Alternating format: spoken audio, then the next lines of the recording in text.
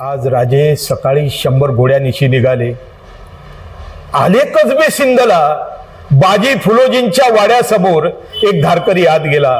दीपाई आवा बाजी फुलोजींच्या आईंना सांगितलं, राजा आलाय. दीपाई आवा बाहेर आल्या. राजे नतमस्तक झाले.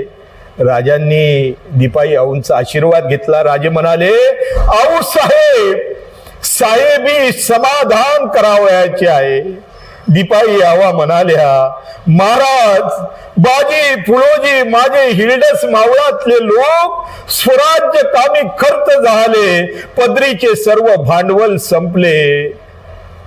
आपल्या नातवाचा हात राजांच्या हाती देत म्हणाल्या, रायाजी नेनता आहे. महाराज, त्या स्वराज्याचा मावळा करणे काय लोक असतील हो. राजांच्या डोळ्यात पाणी आले. त्यांच्या डोळ्यासमोर उभा राहिला तो प्रसंग. बाजी प्रभू म्हणाले, महाराज आपण निघा, गड जवळ करा. महाराज, तोफांना बत्ती द्या, आम्ही उराउरी भेटायला येतो.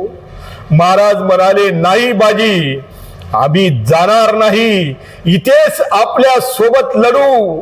हो, काही होऊ दे, आम्ही आपल्याला सोडून जाणार नाही. बाजी प्रभू म्हणाले, महाराज, लाख मेले तरी चालतील, पण लाखांचा पोशिंदा जगला पाहिजे. महाराज निघा, महाराज निघा.